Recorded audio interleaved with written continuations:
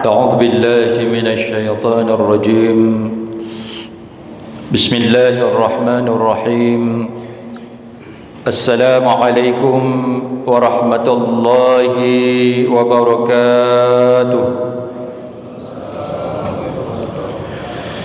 الحمد لله وكفى والصلاة والسلام على رسول الله المصطفى اللهم لا علم لنا إلا ما علمتنا إنك أنت العليم الحكيم ربي زدني علما أما بعد. Hadirin wal hadirat sidang jamaah salat subuh yang dimuliakan oleh Allah Subhanahu wa taala. Salat subuh yang telah kita laksanakan secara berjamaah merupakan salah satu bentuk syukur kita kepada Allah Subhanahu wa taala. Tinggal bagaimana kita memperbanyak bentuk syukur yang lain dan memperbanyak sumber-sumber kebaikan yang lainnya.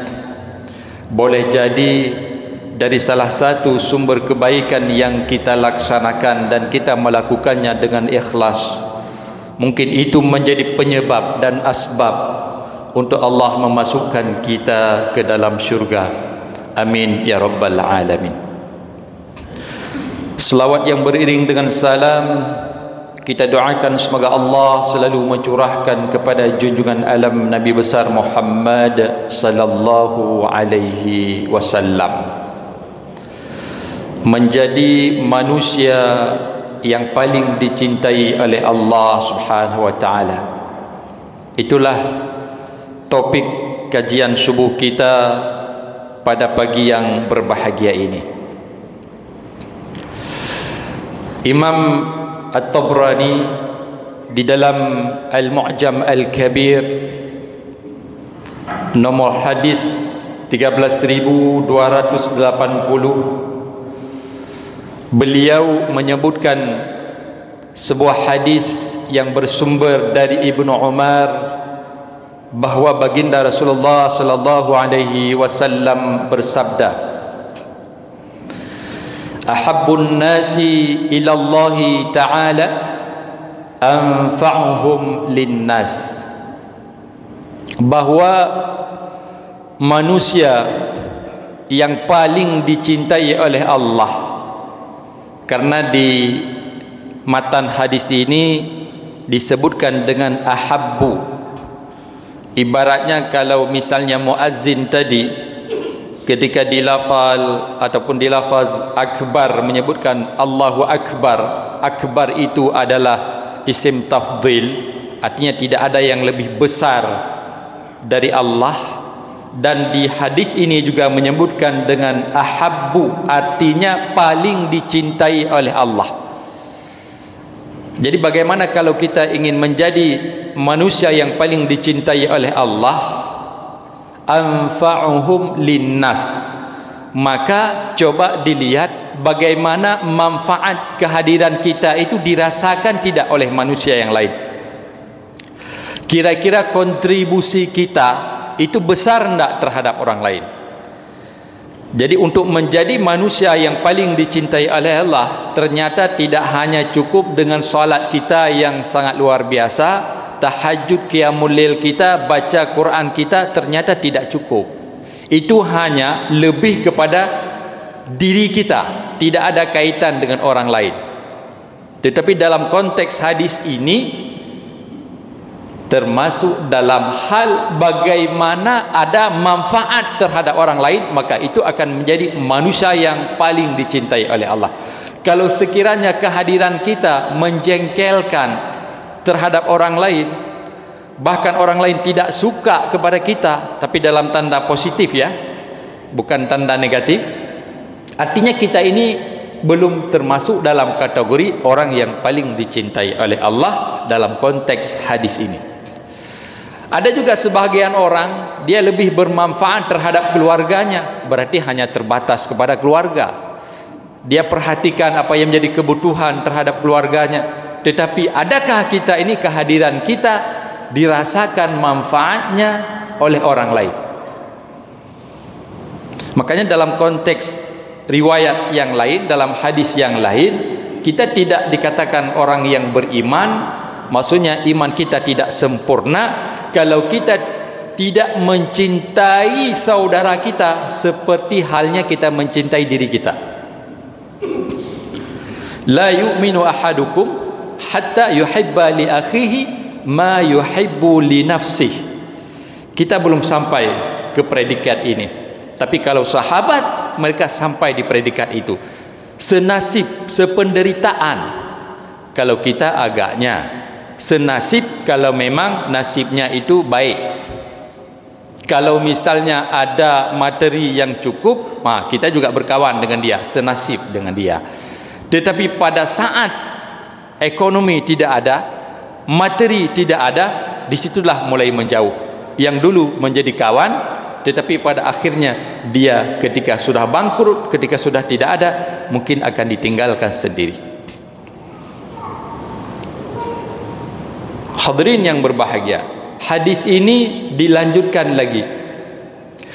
Wa ahabbul a'mal ila Allah ta'ala sururun tudkhiluhu ala muslimin. Amal yang paling dicintai oleh Allah, ternyata untuk kita menjadi manusia yang paling dicintai harus dibaringi dengan beberapa amal, yang amal itu juga merupakan amal yang paling dicintai oleh Allah. Saya tidak sebutkan yang sudah ma'ruf, yang sudah maklum, yang sudah diketahui oleh semua kita seperti jihad, birrul walidain, salat tepat waktu, itu yang sering kan. Amal terbaik jihad, birrul walidain, berbuat baik kepada kedua orang tua, salat tepat waktu. Itu hanya berefek kepada diri kita sendiri. Tetapi yang ingin saya angkat di pagi yang berbahagia ini, yang ada efek sosial, seperti kita berpuasa juga salah satu tujuan untuk kita bisa merasakan apa yang dirasakan oleh orang lain. Kalau ini belum kita dapat, berarti puasa kita juga nanti ada masalah.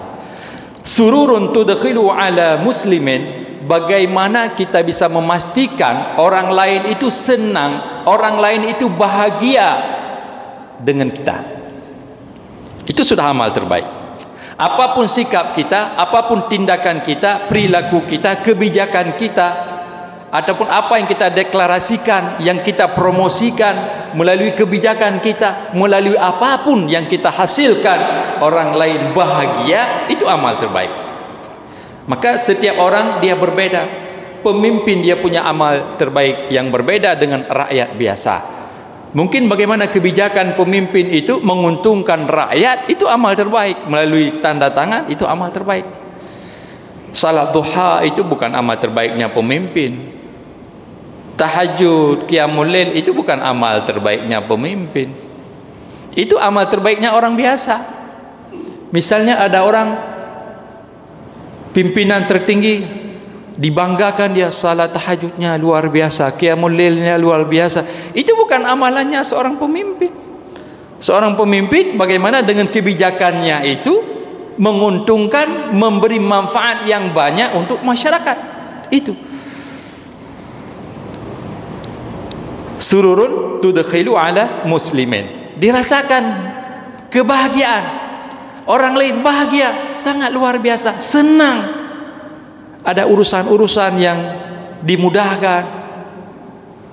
Misalnya kalau dulu, kalau bisa dipersulit, ngapain dipermudah?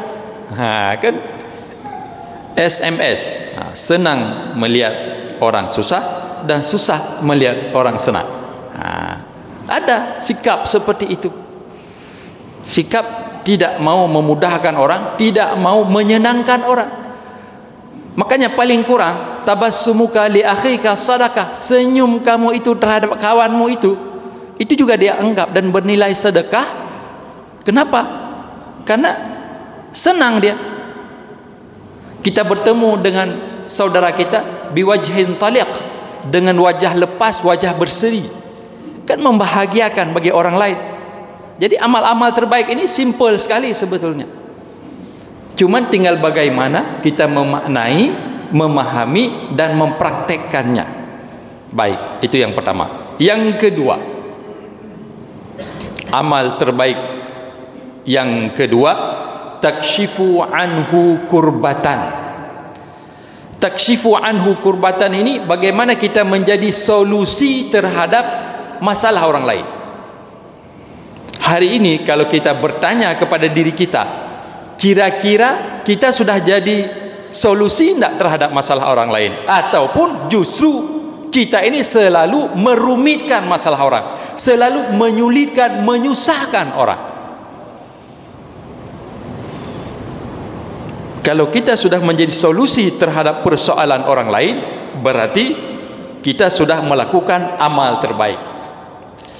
Di antaranya, ada orang dia punya anak sedang sekolah, ternyata mau dikeluarin dari sekolah. Kenapa? Tidak sanggup bayar uang sekolah misalnya. Ataupun punya anak sedang kuliah, mau di DO. Kenapa? Mau dikeluarkan. Kenapa? Tidak sanggup bayar SPP-nya misalnya. Itu kan masalah itu. Ada orang kadang-kadang listriknya mau diputusin. Kenapa listriknya mau diputusin? Tidak sanggup bayar uang bulanan, mau dipadamkan, mau diputusin sama PLN. Apa masalah? Nyo listrik ilun kaiko pakon hana peng ngalum bayu oh nyopa cok peng padum mertu ribe cok peng pak. Itu menjadi solusi terhadap permasalahan orang lain. Begitu juga ketika kita melihat ada nyak-nyak kita, kadang-kadang dia berdiri di lampu merah, dia jual koran, padahal dia juga tidak ingin untuk jual koran tersebut, tetapi karena terpaksa kondisi ekonomi dia harus lakukan itu. Oke, tidak usah lagi kamu jual koran. Berapa kebutuhan kamu per bulan? Tidak banyak, cuman 1 juta. Oke, mulai bulan depan tidak usah jual koran. Tiap bulan aku kasih kamu 1 juta. Ada tidak orang-orang seperti itu? Kalau ada, itu amal terbaik. Takshifu anhu kurbatan. Banyak sekali persoalan orang, persoalan saudara kita yang kadang kita ini terlupa, terabai. Kita memikirkan sesuatu yang tidak ada konteksnya dengan masyarakat yang tidak beruntung ataupun nasibnya kurang baik, ataupun dari segi ekonominya, ekonomi menengah ke bawah. Jadi orang-orang seperti itu jumlahnya banyak dan memerlukan sentuhan tangan kita, memerlukan bantuan kita, memerlukan kepedulian kita, baik secara pribadi maupun secara terorganisir ataupun secara bermanajemen yang dilakukan oleh kepengurusan masjid. Why not? Kenapa tidak? Ya, misalnya kita berpikir bersama-sama dari pihak kepengurusan masjid, misalnya seperti yang dilakukan oleh Masjid Jogokarian. Kenapa mereka bisa ketika sahur diberi subsidi untuk sahur, dikasih paket untuk sahur? Saya yakin masjid ini, masjid masjid ya Al-A'la ya, Masjid Al-A'la, saya yakin kalau semua kita punya visi misi yang sama, suatu saat nanti melalui Masjid Al-A'la ini akan memberikan 500 paket sahur kepada fakir miskin dengan kriteria yang kita tetapkan, yang rutin salat berjamaahnya. Itu juga ada pemikiran kita bagaimana orang-orang yang ekonominya lemah, mereka juga terpacu, termotivasi untuk salat secara berjamaah. Ataupun kita buat satu ATM di masjid, kasih kartu kepada orang-orang yang fakir miskin itu, tapi ada kriteria, syarat dan ketentuan berlaku. Misalnya rutin salat secara berjamaah, kasih ATM tersebut, bukan duit yang keluar, tapi nanti keluar beras, dia masukkan ATM, tekan nomor pinnya, keluar 10 liter beras misalnya, tapi dengan syarat dan ketentuan. Apa syarat dan ketentuannya? Salat berjamaah di masjid. Kalau tidak itu, tidak usah dikasih nomor pin. Simple sebetulnya ya, kelihatannya simple, tapi karena kita mungkin tidak terfikir secara bersama sehingga belum terlaksana. Itu baik, Boleh jadi ini merupakan asbab ke depan untuk kita perkuat lagi keinginan kita. Saya tahu hal-hal yang positif yang lain sudah kita lakukan, tetapi kenapa juga tidak kita perbanyak sumber kebaikan seperti yang saya sebutkan di mukadimah tadi. Perbanyak sumber kebaikan, mana tahu dari salah satu sumber kebaikan yang kita perbanyak dan itu ikhlas kita lakukan, itu menjadi asbab kita untuk kita dimasukkan oleh Allah ke dalam syurga. Takshifu anhu kurbatan, jadi menjadi solusi terhadap permasalahan orang lain. Kemudian yang ketiga, termasuk dalam amal yang terbaik, taqdi anhu dainan, melunasi hutang orang. Ini juga tidak mudah, tidak mudah. Ketika kita tanya, kenapa kamu ini susah sekali, saya melihat raut wajah kamu ini, kayaknya kamu ini ada masalah. Mampu hana masalah lu? Nya lumaya singoh hana lumbaya peng, hana lumbaya utang gopnya nyawong taruh haji. Sudah diintimidasi. Batas waktunya sudah lewat. Sudah dikasih masa tangguh beberapa kali. Kalau kamu tidak lunasi, maka awas. Aku habisin kamu. Diintimidasi. Berapa hutang kamu? 1 juta. Bagi sebagian orang 1 juta itu sangat banyak sekali. Kenapa? Karena ada orang dia tidak pernah terkumpul duit sebanyak itu. Ada mungkin 100 ribu habis untuk beli bekal sehari-hari. Kalau kita kadang-kadang buka dompet lebih dari 1 juta duit di dompet kita. Tapi ada orang tidak pernah terkumpul di dompetnya ataupun di jarinya itu, di tangannya itu 1 juta. Ada orang yang kerja serabutan, mungkin dia dapat 50 ribu, udah sorenya habis. Besok cari lagi, dapat lagi 70 ribu, habis. Tak pernah terkumpul duit sebanyak 1 juta. Jadi orang-orang yang seperti itu, ketika dia di waktu-waktu yang sempit, ketika mepet, mungkin ada tuntutan, kebutuhan terhadap anak, terhadap keluarga, ataupun ketika kondisi sakit, kadang-kadang dia mengharuskan berhutang dengan orang lain. Orang yang ketika dia berhutang pun dia ambil kesempatan, udah saya kasih 1 juta, nanti bayarnya 1.200.000, 20% pula. Banyak sekali rentenir-rentenir yang memanfaatkan kondisi orang miskin. Tapi orang miskin juga bersyukur, syukur masih ada orang yang bantu ketika kondisi saya sulit. Tapi itegan, gimana itegan? 20%, paling kurang 10%. Jok 1 juta, bayar 1 juta sertuk 10%. Itu masuk ke dalam riba dan haram hukumnya. Tetapi praktek itu mungkin saja masih ada. Masih ada ya. Gimana Bi? Kira-kira mentengna paham praktek ya? Sangat banyak bahkan. Maka kondisi-kondisi seperti itu perlu kita angkat kembali, perlu kita bicarakan kembali supaya tergugah. Kalaupun mau bantu, ya udah bantu secara ikhlas. Kalau udah di kondisi tertentu, ya udah ikhlaskan saja. Kalau ada orang dia nyangkut dengan kita utang, dia berutang, gara-gara utang kita lihat kayaknya kok dia tidak pernah lagi ke tempat kita ya. Mungkin utang yang dia pernah berhutang ke kita, ya udah kita telepon dia. Ini saya lihat kamu ini tidak pernah lagi ke tempat saya nih. Apa karena masalah hutang itu yang kamu belum bayar? Ya udah, tidak usah pikir lagi duit itu. Udah saya ikhlaskan. Suka enggak dia? Kira-kira senang enggak dia? Senang sekali. Ustaz enak ngomongnya. Coba kalau Ustaz 10 juta duit yang dia berhutang, kan tidak mungkin kita ikhlaskan Ustaz. 10 juta itu udah mau hampir bisa kita beli sepeda motor Ustaz. Ini 20 juta Ustaz, 100 juta Ustaz. Tapi itulah amal terbaik. Mau 100 juta, mau 1 miliar, kalau kita bisa ikhlaskan, jadi amal terbaik. Dan tidak ada yang susah bagi Allah untuk memberikan lipat ganda, kelipatannya yang berlipat-lipat, memberikan pengganti bagi kita. Cuman masalahnya kita ini yang tidak yakin. Kita belum yakin bahwa Allah dengan kita ikhlaskan itu, mungkin Allah berikan rezeki kepada kita dari sumber lain melalui orang lain. Lebih dari hutang tadi yang sudah kita ikhlaskan itu kita dapat. Cuman kita masih kali-kalinya itu matematik yang biasa kita belajar. Istilahnya kalau kita punya duit 1 juta, kalau kita sedekah 100 ribu, yang tinggal berapa?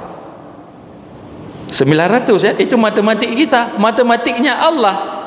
Ma indakum yanfad wa ma indallahi baqa. Apa yang masih ada pada kamu itu akan binasa. Yang sudah engkau titip kepada Allah melalui sedekah, itulah yang sisa. Berarti sisanya 100. Kalau kita punya duit 1 juta, kita sedekah 100.000, berarti sisanya berapa? 100.000, bukan 900. 900 itu tidak tahu kita mau kemana nanti jadinya. Tapi yang 100.000 itu yang sudah jelas. Nah, makanya bab ikhlas ini juga tidak mudah. Tapi ini amal terbaik. Kalau masih tersangkut utang yang udah lama, mungkin dia tidak bayar, udah setahun, janjinya cuma 1 bulan, tapi sudah setahun tidak lunasi pula dia utang kita ini, ya udah ikhlaskan saja, kasih tahu, oke ya, saya ikhlaskan ya, tidak usah pikir lagi, yang penting kamu ini kita berkawan baik, berteman baik, jangan gara-gara utang itu kamu ini tidak tegur sapa lagi dengan saya. Coba lihat realita yang terjadi, betul tidak seperti yang saya sampaikan.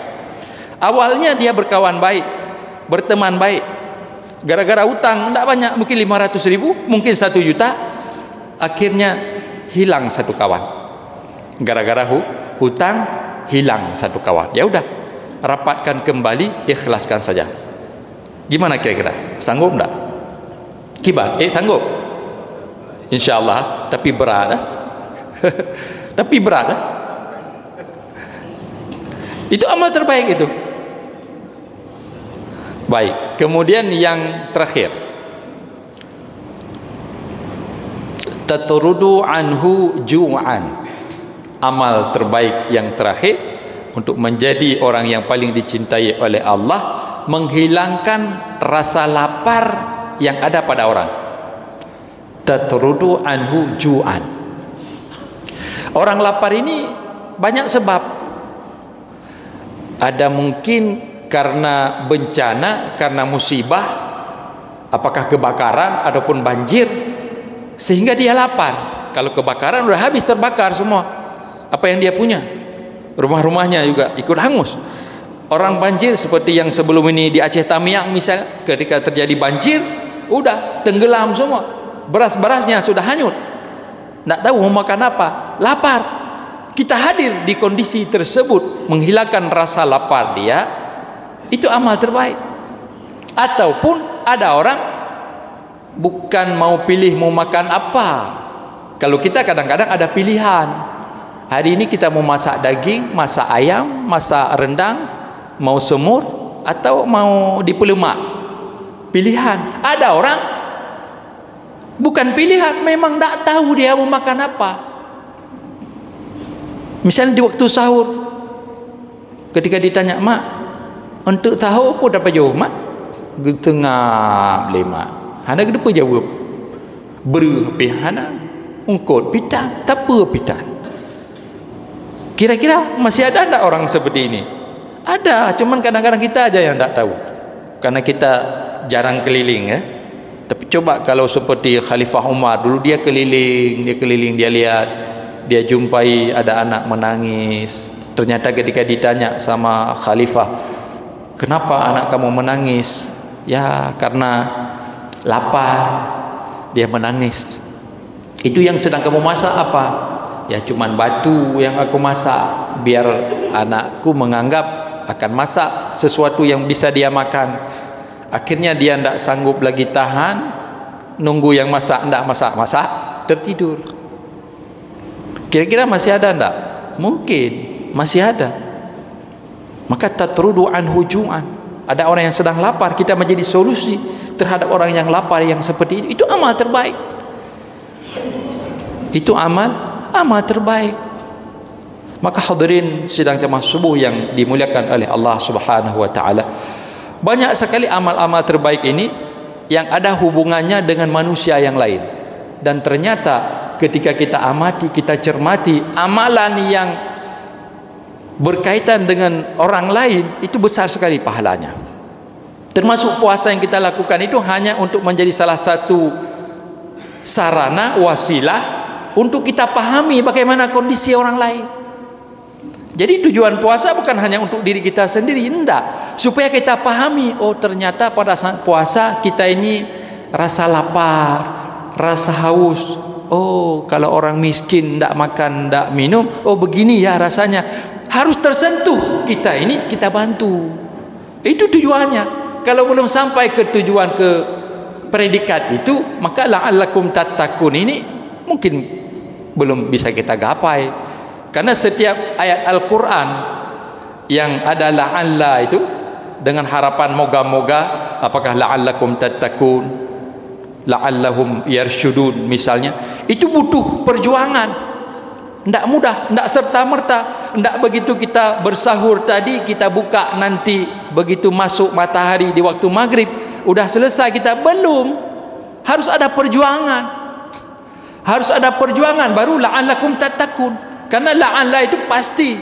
Bukan moga-moga dengan harapan, tidak pasti. Pasti. Kalau Allah katakan la'alla, itu pasti. Tapi butuh perjuangan. Kita puasa, dan puasa itu pasti kita jadi hamba yang bertakwa, tapi dengan perjuangan, dengan konsekuensi yang harus kita lakukan. Apa? Penderitaan orang lain itu menjadi solusi untuk kita selesaikan masalahnya. Maka hadirin yang berbahagia, hadis ini ditutup dengan wali an amsya ma'akhi fi hajatin ahabba ilayya min an a'takifa fi hadzal masjid, yakni Masjid Nabawi syahran. Jadi disebutkan, aku pergi bersama saudaraku itu untuk memenuhi kebutuhannya, kata baginda Rasul, itu lebih aku pilih, lebih aku utamakan, lebih aku prioritaskan ketimbang aku beriktikaf di Masjid Nabawi selama 1 bulan. Memang pahala iktikaf itu besar, tetapi ketika ada kondisi lain, ada saudara kita yang membutuhkan pertolongan kita, bantuan kita, pertolongan itu harus didahulukan. Makanya di dalam fikih itu ada yang dikenal dengan fiqhul aulawiyat, ada fikih prioritas. Dalam kehidupan kita ada skala prioritas yang harus kita dahulukan. Makanya kalau orang mau salat, tiba-tiba ketika dia salat ada anak kecil mau jatuh ke sumur, salat kita itu bisa kita tinggalkan, bisa kita berpindah untuk menyelamatkan nyawa anak kecil yang mau jatuh ke sumur. Seharusnya kalau kita ego, kan saya sedang salat, nggak mungkin saya rusak salat saya. Tetapi dalam fikih dijelaskan, misalnya kita salat di balai, di samping balai itu ada sumur, tiba-tiba anak kecil jatuh ke sumur, itu bisa kita rusak salat, kita selamatkan anak kecil itu. Apa pelajaran di situ? Ada di waktu-waktu tertentu kita tidak boleh ego dengan diri kita. Harus kita dahulukan bantuan, harus kita beri pertolongan ke orang lain.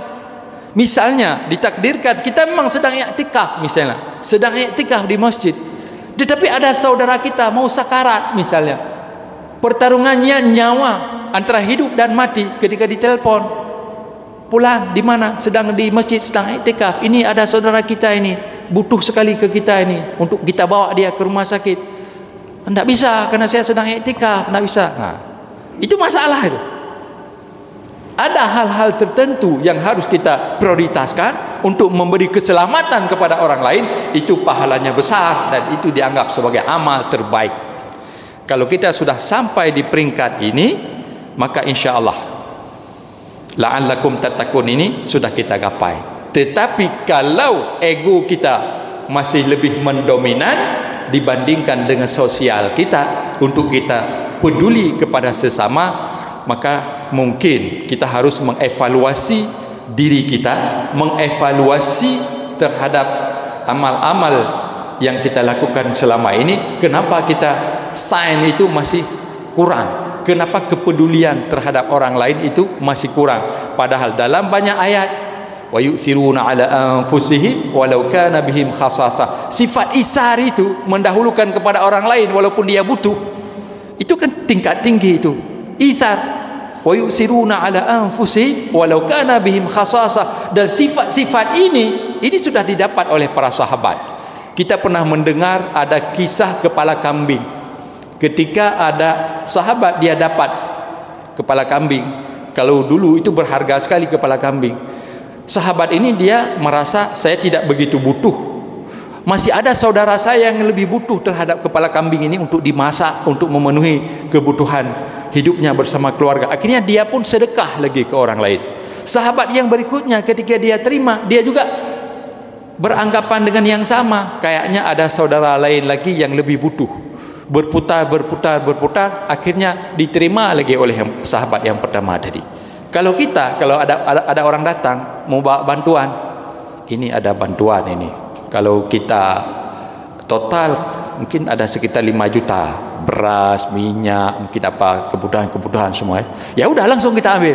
Padahal di samping rumah kita kayaknya dia lebih butuh, pura-pura tidak tahu aja lah. Maka sifat seperti itu kayaknya saya alhamdulillah sudah ada. Tapi ada tetangga saya itu kayaknya dia tidak punya apa-apa. Mungkin dia lebih layak untuk terima ini.